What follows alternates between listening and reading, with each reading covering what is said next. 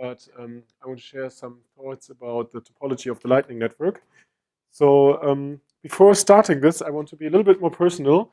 This is the Blockstream website on January 16th, 2018, when they announced that there is a Lightning charge ready and people can use the Lightning Network with WooCommerce. And I was going on Reddit next day and being like, hey, we're setting up a store. We have some cards we're selling. And I had a friend who was running a web shop and she was selling like really cheap products. So Lightning would have been a great use case. And within another week, I was ending up here. So being actually not in the C Lightning repository, but the LND repository, asking questions about the autopilot of LND. Because I thought the graph model that they're using for their autopilot was kind of like a poor choice. So, I mean, not knowing anybody in this community, never being like on a Bitcoin meeting, Bitcoin developer, I was kind of scared of asking this question. So it starts with like, I'm not sure if this is like the right place, but Lalu was responding and quite responsive to this. So, but nothing changed at the LND autopilot. So I want to give a short overview of how this autopilot actually works in a nutshell. So it's a recommender system currently for nodes, and what it does, it suggests channels to which a node should open a channel. And I want to be very clear on this. Autopilots don't have to stay that way. I'm saying this specifically for you because I know you're not too happy about this entire concept of autopilots anyway.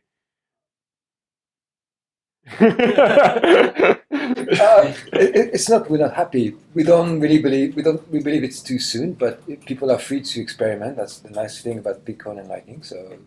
So I should say this is experimental stuff anyway. So it goes in this direction. But it doesn't have to stay that way, right? The autopilot could be extended. And it's supposed to automatically help the user to provide access to the Lightning Network, right? So if you're new to the Lightning Network, we've heard about the fact that there is the DNS seeds and you can find some peers whom you could connect to, but which of these are good peers, right? So once you downloaded the Gossip protocol, you downloaded the network graph, you might want to start do some calculations and find some nodes which you really want to connect to if you don't know anything about it. So this is basically the idea of why people come up with this recommender system. And going into the gist of before, autopilots could do so much more. So they could like make balance selection and maintenance of your channel balance, right? As an end user, you don't want to wonder about, oh, is my channel unbalanced? Is my channel great? Can I use it? Can I not use it? Like, when does it make sense to do something like this? It could actually close some channels for you. Because as we heard Alex Bosworth talking a lot, it's like this issue that some partners are just not really good for you.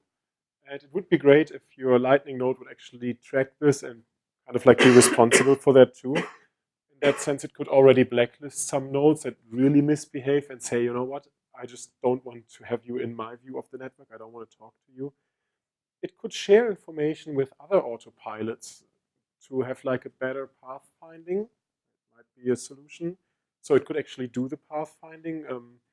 If we're done with this talk, you will realize that I think that autopilots and pathfinding and topology are very related topics, and maybe I'm not even clear on like what topic is more important and where to like stick around for solutions.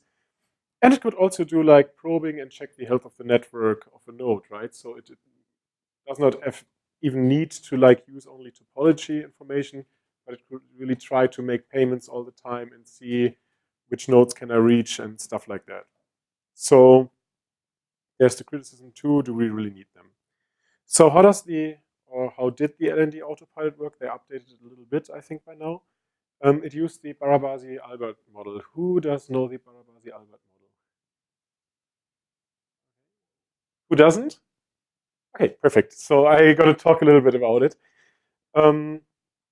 Thanks for your honesty. So it's called preferential attachment. And the other name that you find is the rich get richer. What it does is it's a random process, right? So it's really rolling the dice.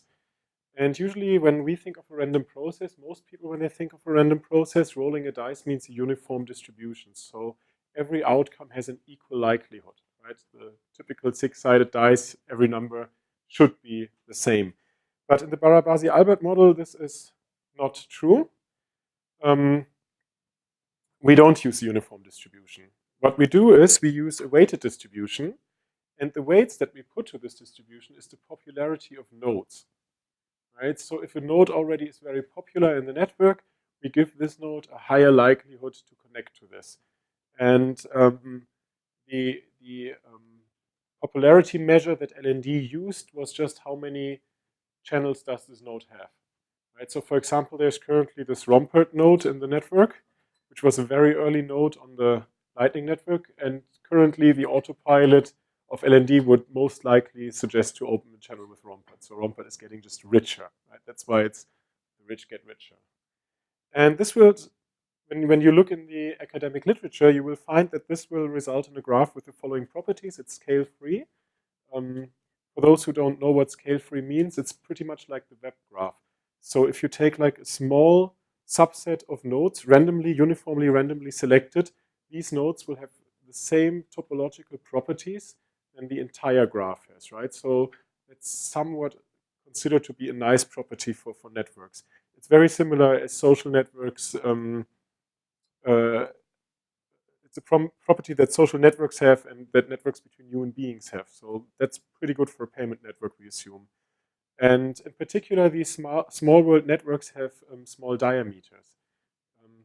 Who knows what the diameter of a graph is? The maximum length, like from one side to the other. Yeah, closely. We can do it a little bit more specific. Yes, so if you compute the shortest path between all pairs of nodes, the longest shortest path that is there. But I think you meant this. So a small diameter is pretty nice for the Lightning Network because we actually want the Lightning Network to have a diameter smaller than 20 because the onions only have 20 hops at this point in time. And probably the diameter will be smaller. Anybody knows the diameter of the web graph? At least the diameter that we kind of assume. I mean, we can... Yeah, I think it's actually even 13, something in that order. But still, I mean, if you think about it, that you can reach any website with just a few clicks, it's pretty small in general, right? And this is exactly the scale-free small world property.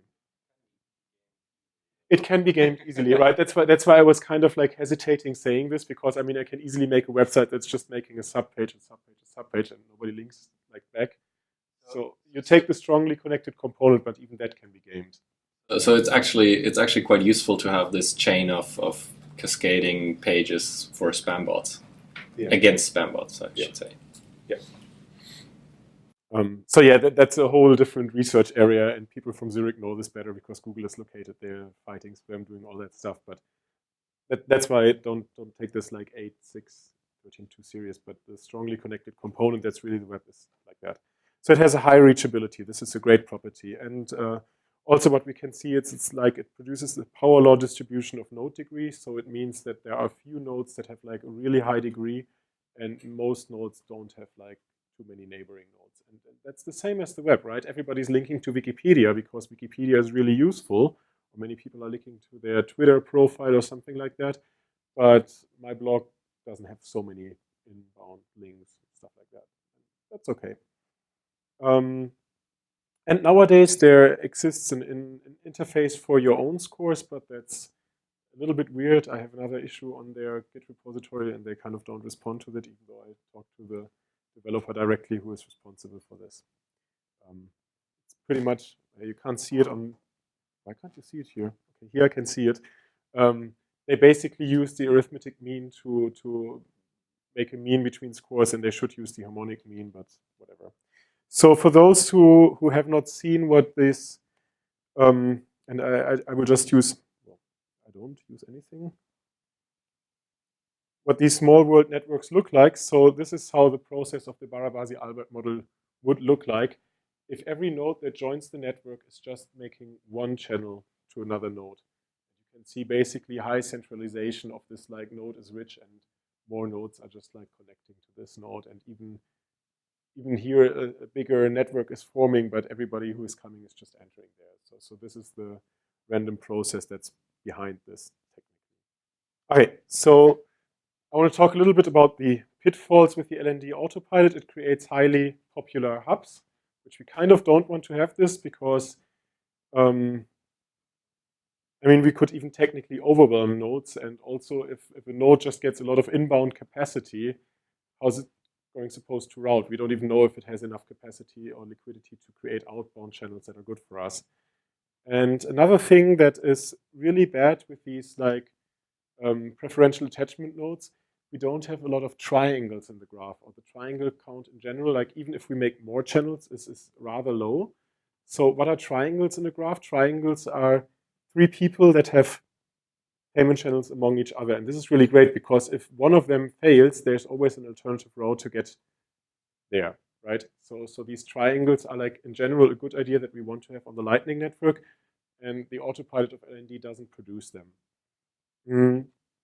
And another thing that I observed in their AutoPilot is all the channels that they create have the same balance, and that might also not be a reasonable choice, right? I mean, if I connect to like a super high liquidity provider, LN Big, I might want to make a huge channel. But if I just connect to somebody who is a little bit smaller, I don't want to provide all my liquidity there because they can't even route that much. Okay, this would be the random process, and I'm really sorry that I don't have videos with the same like parameters because I didn't create these videos myself. So it's a little bit misleading or cherry picking what you see now. But this is a random process of a different graph generating algorithm. And what this does, it does just uniformly, randomly create an edge. And if you look at how this network looks like afterwards, it looks much more connected. And one reason is when edges were added between nodes, it could add like several edges, right? It's not the same comparison as with the Barabasi-Albert model, but what you could see at the final picture is it was just not like these central hubs there. It was just like way more entropy in this graph. So again, I don't know why Google is not able to do proper. And this model is, by the way, called the Rene graph generation model. So let's go one step back and talk a little bit more about why it's actually important to think about the AutoPilot early. And there I kind of don't agree with you. So even with the Lightning Network, blockchain transactions will be a precious and valuable asset, right? And we can only do about 7 of them per second, right? Which also means that we can only change 7 channels per second. And that's roughly 500,000 per day. So let's assume if Lightning takes this direction towards being like this huge mesh network, and everybody is using this, we grow the Lightning Network for a couple of years, we onboard all the users, and then we figure out that we created this LND graph, right, where a few nodes are really rich and this AutoPilot is running all the time, and in the beginning it magically worked. But we might detect that the topology is not really great and good working for us. And it's going to be hard to change the topology quickly because we can't close and open too many channels in a certain time frame.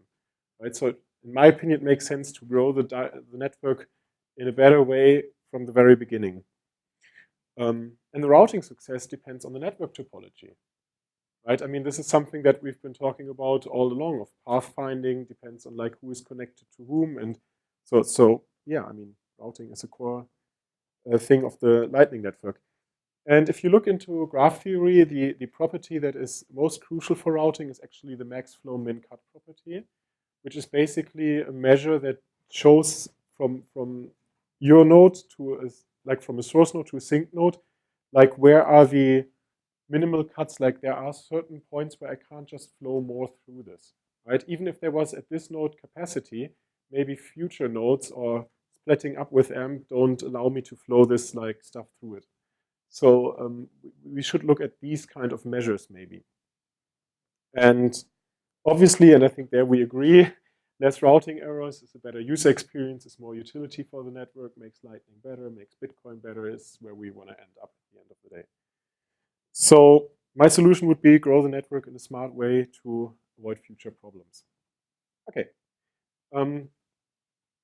I want to give, before I show about my implementation of the AutoPilot, I want to do a non-perfect analogy between routing and routed protocols. So on the internet, you have the IP forwarding algorithm, which is a routed protocol.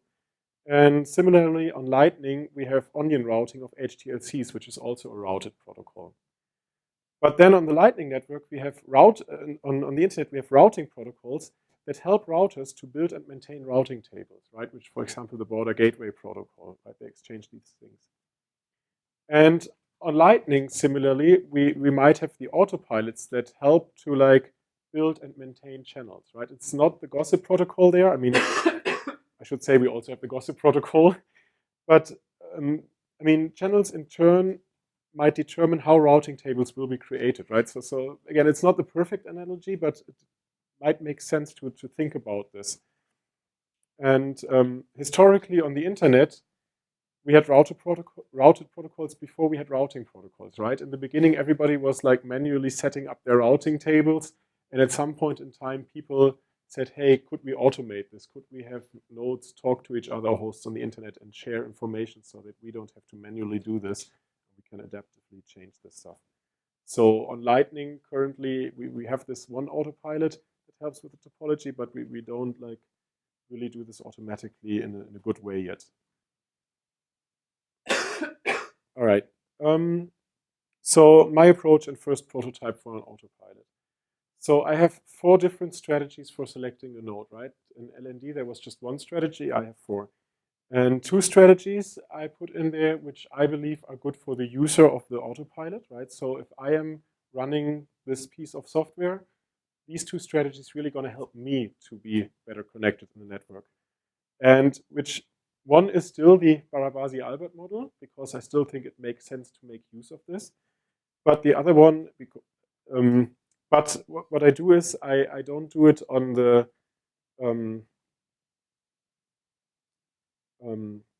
node degrees, but I do it on the centrality of nodes. And I'm going to talk about centrality a little bit more later. And the second strategy, I don't know why I missed the bullet point, is maybe it's in here. Yep. The second part of strategies is to decrease the diameter of the network, right? So I'm trying to connect to nodes that are really poor with the diameter and just like pull them in. And the other one is the Rene, right? Just connect to some random node and just like make the network more, like put more entropy to the network. And following that, like selecting candidates to select a channel with, I'm following an estimation and a suggestion of how much balance you should, or how much liquidity you should put on each of these channels. So let's look at these 4 strategies. The Barabasi-Albert we don't need to discuss anymore because LND has it, and I already said a few things about them. And Rene is also clear because it's just like randomly with a uniform distribution selecting nodes to connect to. So betweenness centrality. Betweenness centrality, what we do is for each pair of nodes, we calculate the shortest path between them, right? In the same way how we would calculate the diameter. And then for each node, we count on how many shortest paths this node is actually a member of, right? And then we basically normalize this by the amount of paths that we have, or by n squared, which is like the amount of pairs in the network. So this is the relative frequency, is the betweenness centrality, right? And I mean, I hope everybody can see this, that being connected to such a node might make sense. Because if a node is on many shortest paths, when you connect to this node, you can reach many other nodes, right? Because from there on, it's like a really quick way to get to other nodes, right? It's central nodes. So nodes that have a high betweenness centrality can reach more other nodes quickly, and being connected to such a node is very desirable. So what I do is I, again, do a random process. And now the probabilities are just like proportional to the betweenness centrality of all the nodes in the graph. I can compute this measure for every single node, and I can get a probability distribution. And I can just like follow this one. And connecting to such a node will, in the same sense of Barabasi-Albert, increase their centrality too, right? Because they just found another partner to which they have a short path, me, right? And I bring all my shortest paths to them. So not too good for the network, but it's good for me, fair enough. And it's not a graphic that I produced, but Kuprit Singh. This is on the, I think in the beginning of the year, how the betweenness centrality was distributed. So you can already see it's very skewed. You have a few nodes that have a rather high betweenness centrality, and then it falls down a lot. This picture was calculated on the neighborship graph. Later in the talk, I will show you a picture on the phi graph, which looks a little bit different. But we're going to look at this later. Okay, then another strategy that is good for the network is decreasing the diameter of the network. So how do I do this? For each pair of nodes, I calculate the shortest path between them, which is great because I've already done this for the betweenness centrality. Actually, in the code, I do it twice, but technically, you could save this work. It's already done because we need it for the betweenness centrality.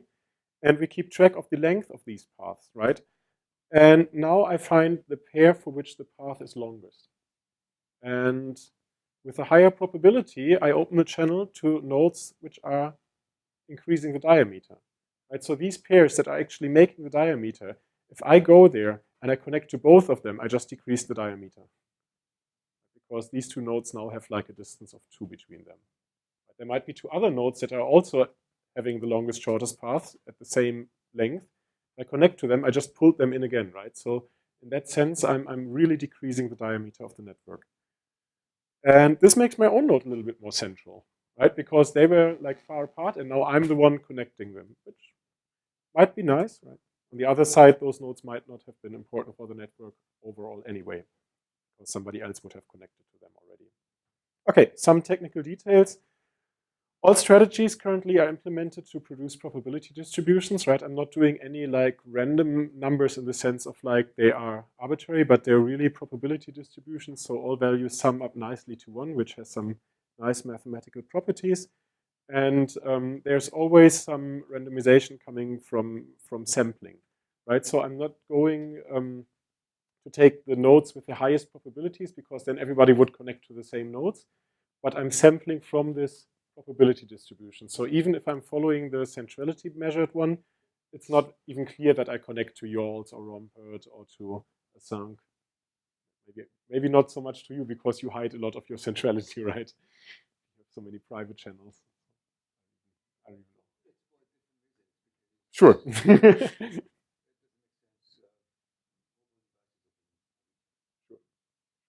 But it would still be good if your node would be central in the graph because,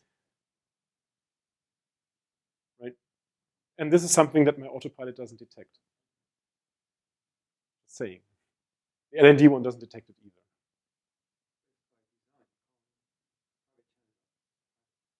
Right, but it would still make sense for your node to be central in the network.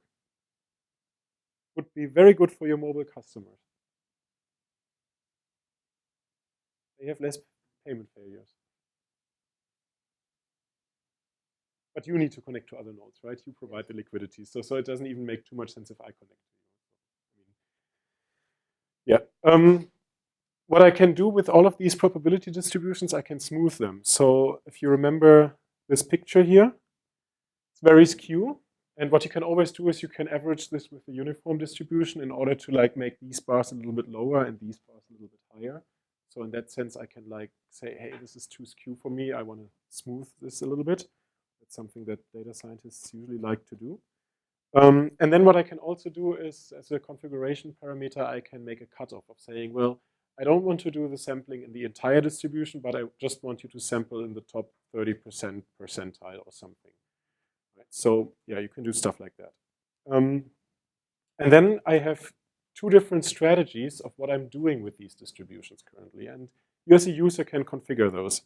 So one is the diverse and the other one is merge, I should say. So what merge does is basically it samples from each of these distributions and then it just merges the top results it finds in order to a final list. And the diverse one is just like averaging all these probability distributions. So now you have one final distribution and then you sample from that one. And to be honest, I'm not even sure which strategy is better, right? This would be something that we could evaluate by simulations or by whatever, right? I mean, there's hardly any, I know there are some academics here in the room, there's hardly any academic research going into these particular problems as far as I know, or at least I'm not aware of some.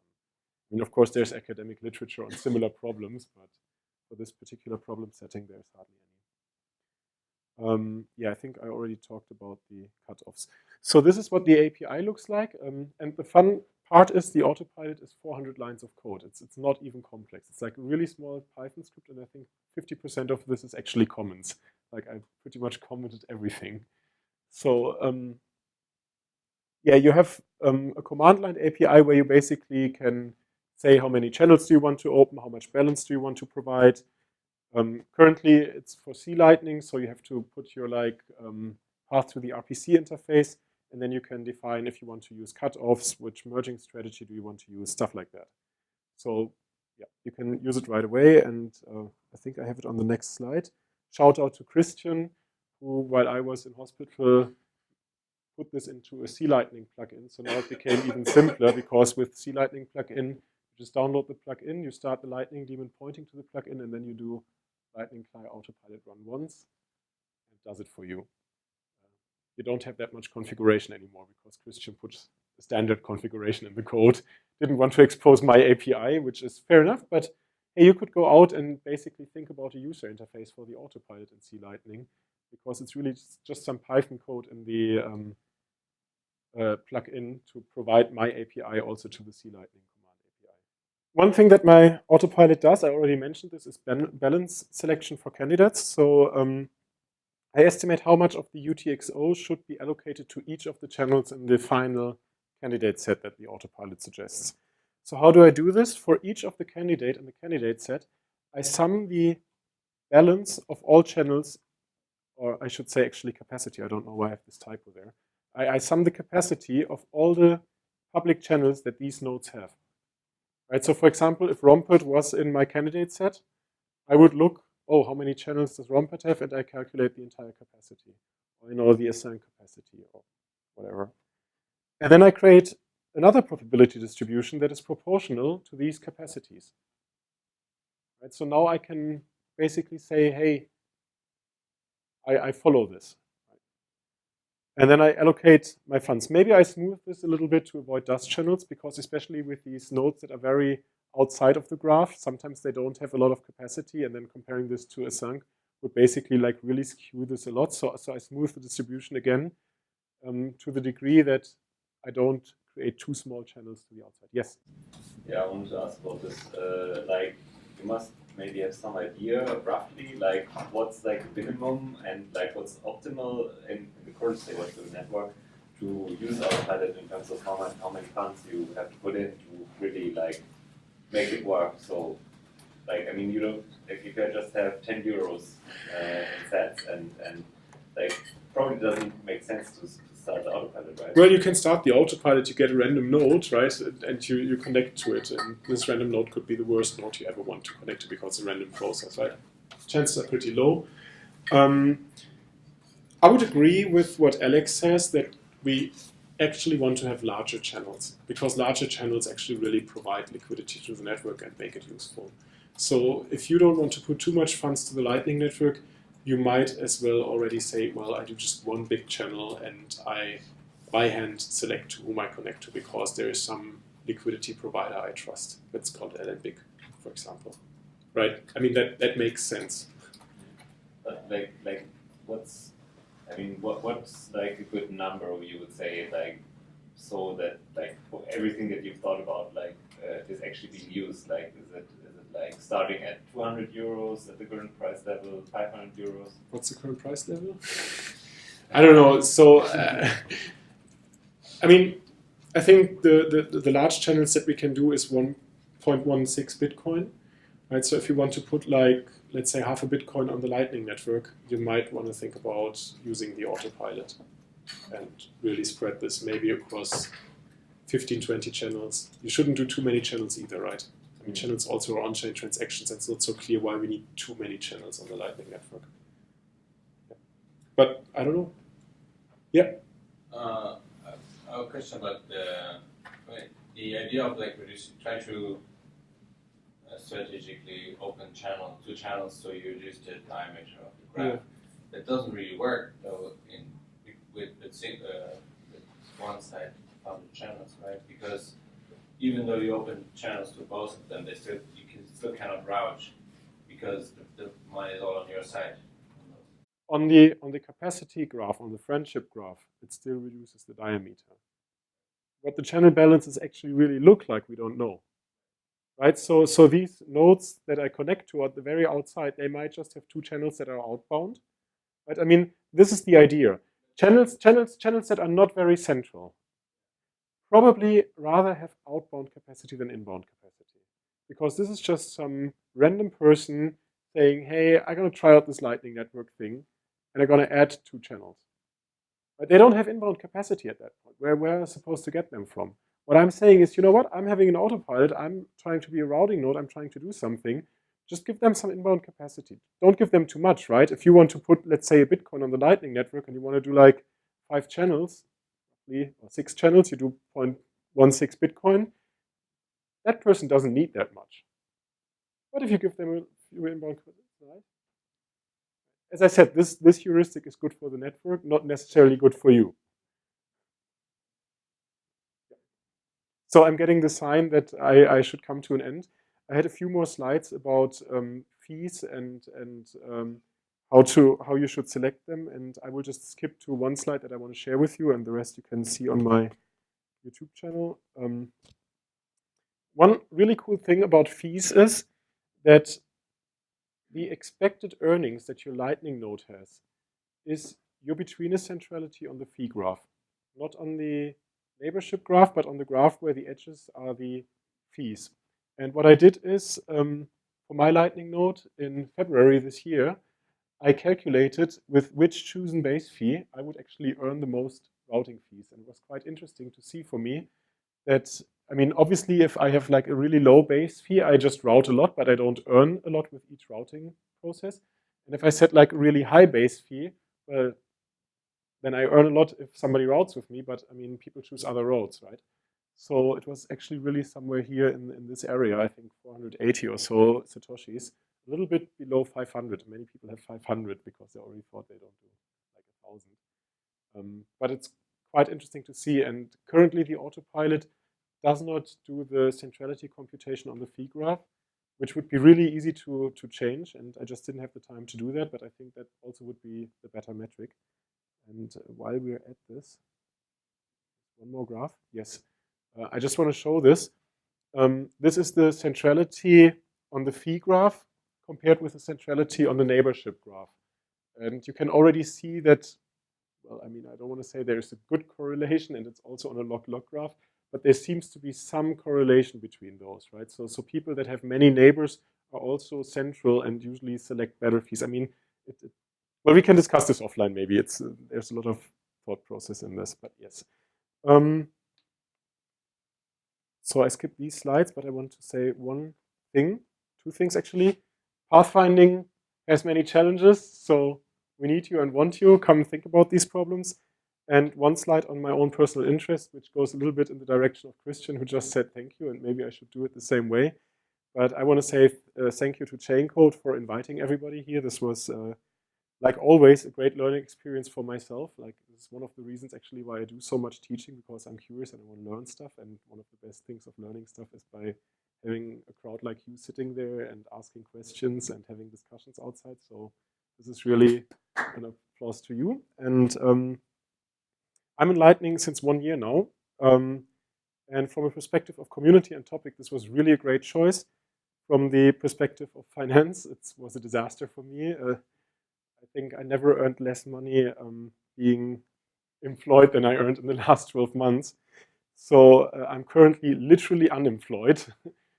It's a fact, actually. And I'm seeking funding for my YouTube channel and open source activities. So I want to do more regular structured content. I have a lot of slides already done. I want to provide them and share them on YouTube, but this needs time and effort. And, you know, I have a Telecoin page, I have a Patreon page, and if you work for companies or you think companies want to sponsor my efforts, this would be really great if you could like make a connection there or talk to me. There's one small update. In August, there's going to be a major announcement about the Lightning Network book. So some of you might know that I started at the beginning of the year to write a Lightning Network book. And this is going to happen. It's going to become real. I can't give you more information right now, but in August this year, we're going to make a major announcement. It's going to be great. All right. Thank you very much.